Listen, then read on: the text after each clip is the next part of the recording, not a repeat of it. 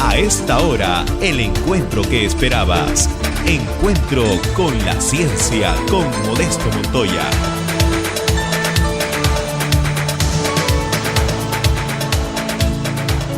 Donc bonjour, je travaille au CEA à Saclay. Donc je travaille sur la technique LIPS comme a évoqué Vincent Detal tout à l'heure. Et donc effectivement, comme l'a dit Jorge, j'ai collaboré depuis maintenant quelques années avec des gens du Pérou. Donc la première personne c'est José Carlos Díaz Rosado de la UNI, donc qui était venu faire un stage en 2011 pour développer un système LIPS. Et il est revenu après pour faire une thèse. Donc il a fait toute sa thèse chez nous et il est retourné à la UNI. Maintenant il est professeur là-bas. Donc ça s'est bien passé, on a bien collaboré. Et effectivement, plus récemment, Célina Louisard, qui est venue l'année dernière, est venue 2 mois. Donc c'était une période un peu courte pour faire un grand travail, mais elle s'est déjà approprié un petit peu la connaissance sur la LIPS. Et puis maintenant, elle a souhaité revenir et puis prolonger un petit peu son travail. Donc je vais vous faire part de ce sujet qui est une réflexion sur la possibilité de faire de la LIPS, donc technique d'analyse par laser, de terrain et si possible à bas coût. Donc j'ai mis une illustration, c'est une vue d'arty de mon collègue Jean-Luc Lacour. C'était avant que Curiosity atterrisse sur Mars. Et Curiosity donc, a atterri sur Mars en 2012 et fonctionne depuis sans interruption. Et donc la partie LIPS qui s'appelle ChemCam produit des résultats depuis 2012 et montre qu'on peut faire de la LIPS de terrain. Et là, c'est vraiment de manière vraiment concrète de terrain. Par contre, on ne peut pas dire que ce soit un système bas coût parce que c'est un système qui a coûté extrêmement cher. Le laser, c'est un développement particulier. Les miroirs, les spectromètres ont nécessité des développements particuliers. Donc, ce n'est pas quelque chose qu'on peut réutiliser nous-mêmes sur Terre à un coût raisonnable. Un petit rappel de ce qu'est la LIPS pour ceux qui ne connaîtraient pas. Donc on part d'une impulsion laser impulsionnelle qu'on vient focaliser sur un échantillon. Donc en fait la concentration spatiale et aussi temporelle de l'énergie vient chauffer le matériau fortement et on vient vaporiser ou ablater la surface et on crée un plasma. Le plasma il va monter à on va dire plusieurs dizaines de milliers de degrés et puis on attend un certain temps que le plasma se refroidisse pour voir apparaître un spectre d'émission qu'on collecte avec des optiques et qu'on analyse avec un spectromètre. On détecte ensuite des raies d'émission qui nous permettent de détecter les éléments chimiques présents dans le matériau et c'est ce qui permet de faire de l'analyse de matériaux. L'avantage de la LIPS, donc ça marche sur tous les éléments, tout type de matériaux, c'est-à-dire des métaux, des isolants, mais ça peut être aussi des aérosols, des liquides et des gaz. On peut détecter tous les éléments, je ne sais pas pourquoi c'est flou, mais c'est pas grave.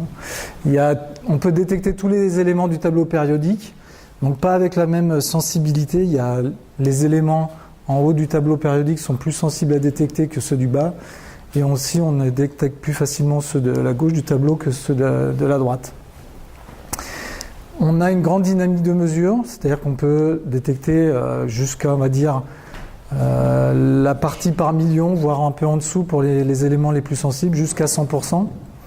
Et un des grands avantages, c'est qu'il n'y a pas ou peu de préparation d'échantillons. Et c'est pour ça que la LIPS s'applique bien pour l'analyse de terrain. Les mesures sont très rapides, et on peut dire qu'on fait des mesures temps réel. Et comme elle est toute optique, donc le laser et la collection c'est tout optique, on peut faire de la mesure sans contact avec l'échantillon. Donc on peut faire des mesures à distance sans contact du coup. Tout ça fait que la LIPS est bien adaptée pour les mesures sur site.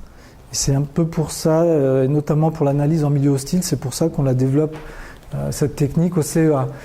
quelles informations peut-on obtenir avec la LIPS? Donc j'ai mis 4 catégories. Donc la première qui est assez basique, c'est détecter des éléments chimiques. Donc on va voir des raies apparaître dans les spectres et on va dire il y a la présence ou non d'un élément chimique. Après, l'étape classiquement, ce qu'on souhaite souvent, c'est pas juste savoir la quantité, enfin la présence ou non, c'est aussi savoir la concentration de l'élément chimique dans le matériau. Donc pour ça, la méthode traditionnelle, c'est de faire une calibration préalable. Donc on mesure l'intensité d'une raie spectrale en fonction de la concentration de l'élément. On trace une droite d'étalonnage et ensuite, lorsqu'on veut mesurer sur un matériau inconnu, on se reporte sur la droite d'étalonnage et on a tout de suite la concentration en mesurant l'intensité de la raie. Deux autres possibilités qui s'offrent à nous, alors, ça marche pas très bien. Voilà. La troisième qui est une méthode sans étalonnage, qu'on appelle calibration free ou méthode LIPS auto-calibrée. Donc en fait, le principe consiste à modéliser le plasma. Donc en fait, avec des spectromètres large bande, on arrive à avoir beaucoup d'informations. On peut recalculer la température du plasma, la densité électronique, et on arrive à reboucler à la composition élémentaire de chaque élément. Donc le gros avantage, c'est qu'on n'a pas besoin de faire d'étalonnage, et donc ça serait très intéressant pour l'analyse de terrain qui souvent on n'a pas des étalons de roche comme ça, c'est très compliqué pour les solides d'avoir des étalons. Et la quatrième possibilité d'utiliser les spectres LIPS, c'est d'utiliser le spectre dans sa globalité et d'avoir, par les méthodes chimiométriques, une signature spectrale pour des matériaux et de reconnaître les matériaux en reconnaissant la signature spectrale. Donc ça, au préalable, il y a un travail qui est un peu lourd, c'est la création d'une base de données qui peut nécessiter beaucoup de temps et qui doit être faite si jamais il y a des choses qui se dérèglent dans le système LIPS par exemple. Donc c'est assez intéressant, mais ça peut être assez lourd aussi. Pourquoi l'analyse de terrain LIPS au Pérou? Donc il y a 3 intérêts principaux. La prospection minière, donc comme on le voit sur la carte de gauche, la carte du Pérou, il y a les encarts jaunes, c'est pour les mines existantes, et les encarts rouges, c'est les mines qui sont en perspective d'être ouvertes. Donc ça représente énormément de mines. Et donc, prospection minière, on peut utiliser la LIPS sur le terrain, on détecte les éléments, leur présence. Ça peut être une grande aide pour les industriels. L'autre point qui peut être intéressant, c'est l'analyse sur le terrain pour le patrimoine culturel, donc des morceaux de poterie. On veut savoir quelle est l'origine de la terre utilisée, ou alors si elles sont peintes, quel est le pigment utilisé. Merci. Et donc pour ça, on peut utiliser la LIPS avec la méthode de classification qui est bien adaptée pour ce type de travail. Éventuellement, quantification, voire la calibration free qui permet de mesurer toutes les concentrations. L'autre point qui peut être assez important au Pérou, c'est l'analyse environnementale. Un petit morceau de carte du Pérou où c'est José Diaz qui avait affiché les teneurs en plomb de la rivière Requete-Peque. Et donc c'est des teneurs qui sont assez importantes et on voit qu'il y a des problèmes assez importants de pollution d'eau au Pérou. Et donc il était venu dans notre laboratoire pour faire une étude de faisabilité un petit peu de l'application de la LIPS pour l'analyse des liquides. Donc, je vais vous montrer quelques résultats qu'il a obtenus. Donc ça a été obtenu avec un appareil LIPS commercial qui n'est pas quelque chose de terrain, c'est plutôt un appareil de laboratoire qui est très polyvalent. Donc on peut incliner la tête LIPS et mettre un module d'analyse liquide. Et donc ça a permis de préparer des échantillons synthétiques et d'étudier quelles étaient les performances qu'on pouvait atteindre par LIPS.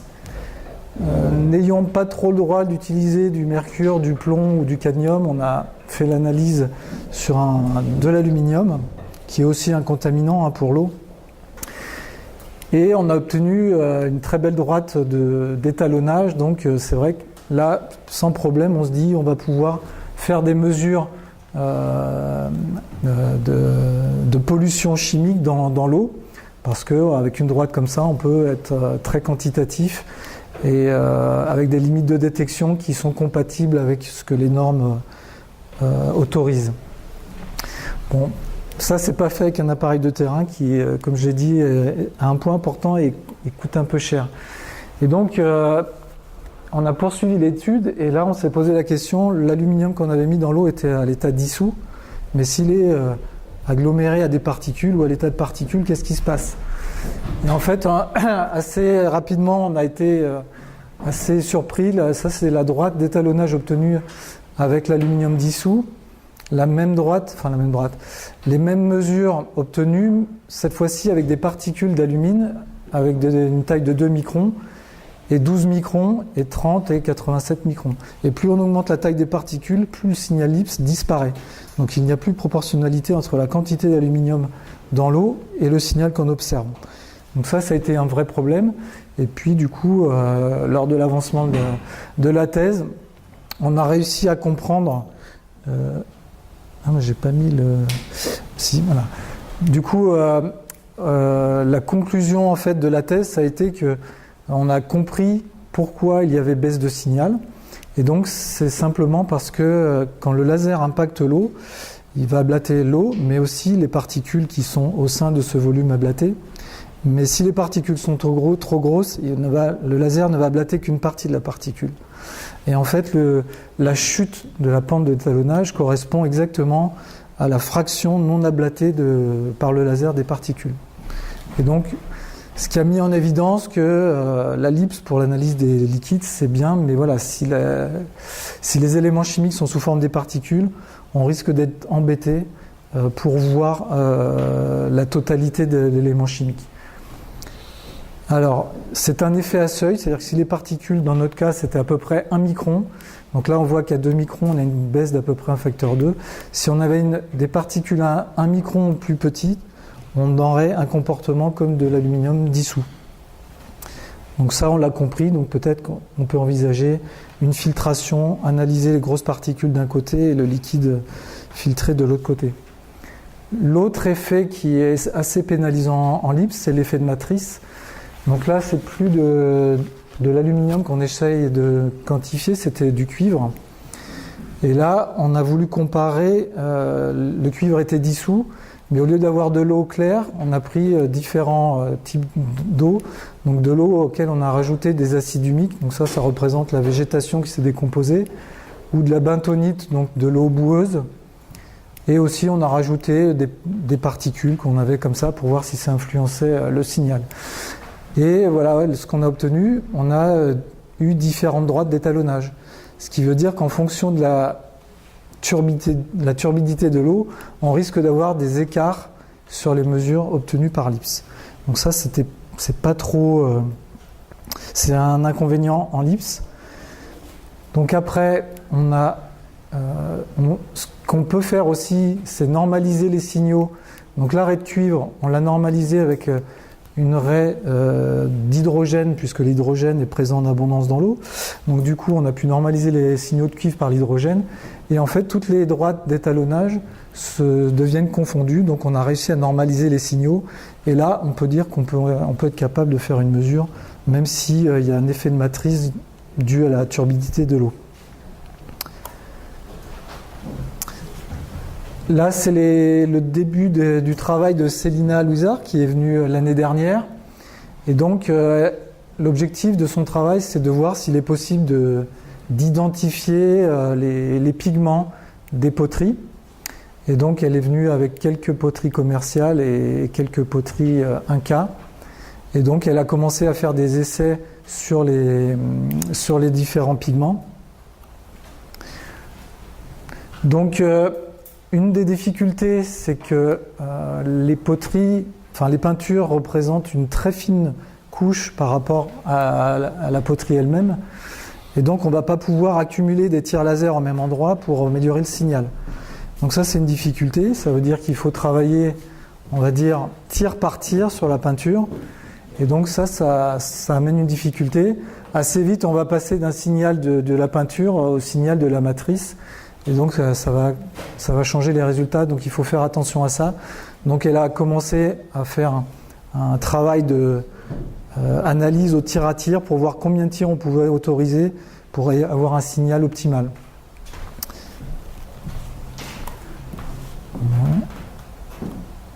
Voilà. Donc là, elle a comparé deux peintures, enfin le signal LIPS sur deux peintures, donc une d'un noir, d'un pigment noir qui venait d'une poterie Inca, et l'autre d'un pigment noir, mais d'une peinture récente commerciale. Hein. Et donc ce qu'on voit, c'est qu'il y a des énormes différences sur la partie, pour la partie Inca, c'est beaucoup de manganèse et de fer, alors que pour la partie commerciale, il y a énormément de raies de titane et de barium qu'on ne voit pas dans le pigment noir. Donc assez vite, on a un résultat comme ça qualitatif. Maintenant, pour approfondir, et c'est le travail qu'elle a commencé à faire, c'est de faire une base de données et d'utiliser des méthodes chimiométriques pour avoir une signature spectrale et pouvoir améliorer les reconnaissances de matériaux, des lattes de pigments par LIPS. Là, je fais un petit retour sur les différentes configurations de système LIPS qu'on peut avoir. Donc un système de laboratoire, ça va être composé d'un laser qui peut être un petit peu gros et on va dire qui est intégré dans une tête LIPS. Le spectromètre peut être déporté. Il peut y avoir des systèmes à distance où là le laser est focalisé à longue distance avec un télescope. Donc typiquement c'est le système embarqué sur Curiosity. Il peut y avoir des systèmes déportés par fibre optique. Donc là le laser transite par une fibre optique, ce qui permet d'avoir une sonde très mobile, très maniable. Et donc ça peut être adapté au terrain. Et on peut déporter toutes les parties lourdes plus loin.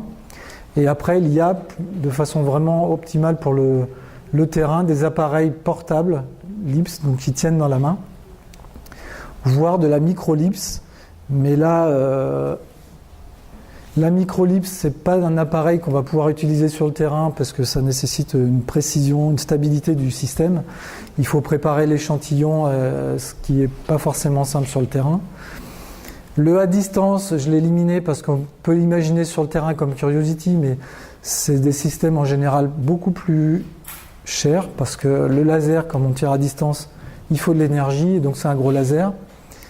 Et les systèmes déportés par fibre, je l'ai un peu retiré aussi pour l'intérêt de l'analyse de terrain et à bas coût parce que les systèmes ici peuvent être assez conséquents et puis les fibres optiques, c'est pas donné non plus en termes d'achat. Donc si on retient les systèmes vraiment intéressants, c'est pour le terrain, c'est le système de laboratoire qui lui peut être transporté dans une camionnette, une voiture, mais qu'il faudrait, par rapport à sa performance, c'est très bien, mais par contre les lasers sont chers, les spectromètres peuvent être chers, surtout si sur les systèmes classiques on utilise des spectromètres à échelle qui ont une large bande spectrale, avec une caméra intensifiée qui sont très performantes mais qui sont très chères. Donc là, l'intérêt de miniaturiser, c'est de gagner en portabilité pour aller sur le terrain et aussi en coût. Donc quels sont les paramètres qu'il faut conserver au maximum? C'est l'énergie du laser, sa cadence, parce que on fait rarement des analyses sur un tir laser. Si possible, la divergence du laser, parce que plus un laser est divergent, moins il sera facile à focaliser. Et pour le spectromètre, on va chercher à conserver des spectromètres à bonne résolution spectrale et avec une large bande spectrale pour avoir un maximum de raies d'analyse disponibles. Donc, quelle solution laser on peut avoir pour miniaturiser et puis rendre le laser pas cher?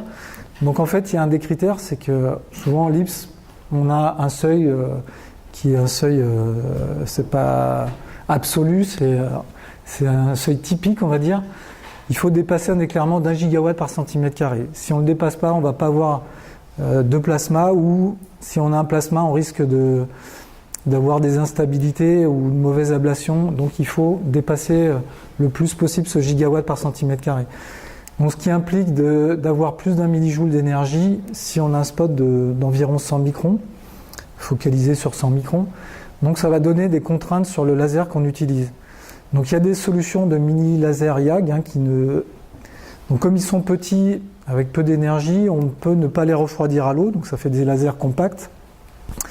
Et il en existe donc certains lasers, donc un qui a été intégré dans le système IVA. Bon, IVA n'existe, la société n'existe plus, mais le laser a été fabriqué, développé à l'université de Bourgogne et marchait très bien. On avait 30 millijoules à 1 Hz, une petite cadence, mais on peut faire des mesures avec. Et aussi, j'avais bien aimé aussi en allant en Amérique du Sud, à Lima, rencontrer Luis Ponce qui nous avait parlé d'un petit laser qui lui servait soit à faire un trou dans la peau pour pouvoir faire l'analyse de sang quand on a du diabète, soit pourrait enlever les épines des cactus pour pouvoir, plutôt que d'enlever les épines manuellement ou mécaniquement, on pouvait les enlever avec ce type de laser. Donc c'est un tout petit laser qui marche sur pile, qui a une impulsion qui est vraiment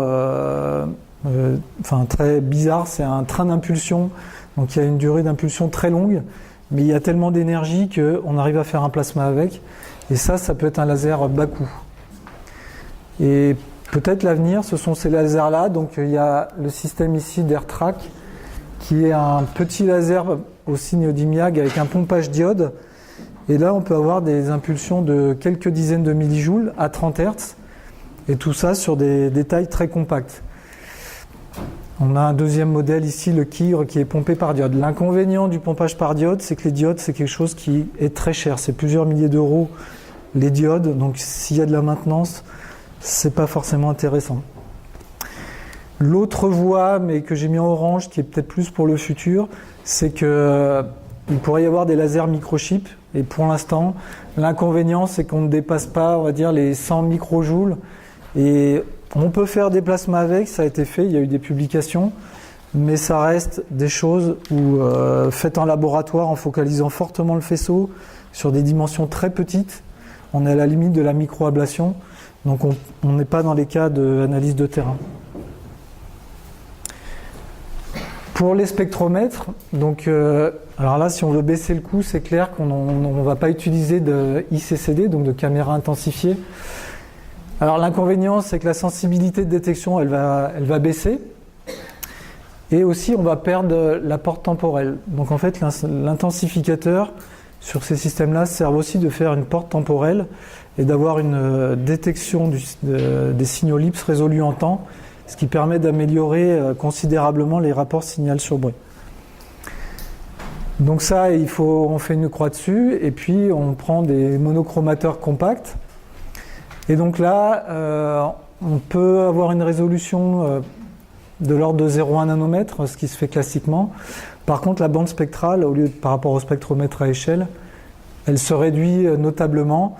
Et donc souvent, on est obligé de multiplier les petits spectromètres pour couvrir l'ensemble du spectre UV visible et pouvoir détecter tous les éléments chimiques du tableau périodique. Il y a un modèle de LIPS portable que j'ai mentionné là, qui ont fait le tour de force d'intégrer plusieurs petits spectromètres compacts, qui sont vraiment très compacts, c'est la taille d'un paquet de cigarettes, on va dire, et qui ont des performances spectrales vraiment très intéressantes. Donc, quelques exemples, parce que du coup, on a miniaturisé, on arrive à avoir ces systèmes-là. Ce sont des systèmes commerciaux, donc dans l'ensemble, ces systèmes-là marchent bien sur les métaux. Et à ma connaissance, il n'y a que le système SciAps qui peut donner du signal LIPS sur les roches notamment, ou sur les matériaux géologiques. Parce que sur les métaux, l'ablation est plus facile à faire, et avec ces lasers-là, on manque un peu d'énergie. Donc la plupart fonctionnent sur métaux. Après, quand on va aller sur d'autres éléments, sur d'autres matériaux, ça va être compliqué. Donc il n'y a que celui-là, pour l'instant, à ma connaissance, qui le fait. Mais qu'est-ce qu'on va perdre avec ces systèmes portables ? Donc tout de suite, c'est la mesure par calibration free. On n'a pas de porte temporelle, on ne peut pas faire de mesure par calibration free.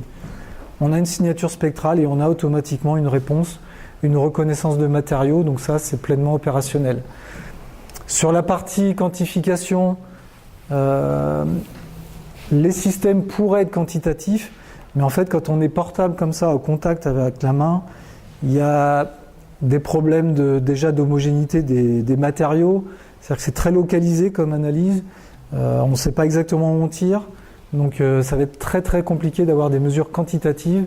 Donc là, bon, ça c'est mon opinion personnelle, je dirais qu'on peut faire des choses semi-quantitatives avec des systèmes comme ça. Et l'avenir, bah, peut-être ça serait ces mêmes systèmes, mais pour des systèmes, pour des applications dédiées. Donc là, au lieu de faire des appareils universels, on restreint, par exemple, l'appareil à la détection, moi je sais pas, de l'or dans la nature. Et puis ça peut être des systèmes peut-être moins chers avec un seul petit spectromètre. Mais ça, c'est une histoire d'industriels et de marché. Et les industriels ne sont peut-être pas prêts à développer des systèmes à façon pour quelques modèles à vendre. Ce qui serait bien, donc, c'est l'augmentation de l'énergie des lasers en microchip, parce que du coup, ça serait des lasers qui seraient très compacts et vraiment bon marché. Et là, vraiment, on pourrait aller sur le terrain avec des systèmes vraiment intéressants.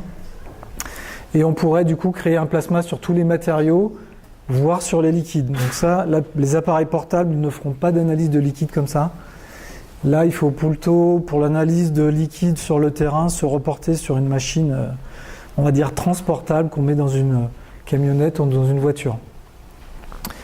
Et un des points qui serait pour ma part intéressant à développer, c'est trouver un moyen de créer des portes temporelles sur ces petits spectromètres compacts. Pourquoi ? Pour avoir accès à la méthode calibration free. Donc, pourquoi il faut une porte temporelle ? Le plasma, c'est un plasma transitoire.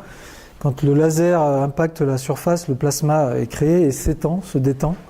Et du coup, cette détente crée une diminution de sa température assez rapide.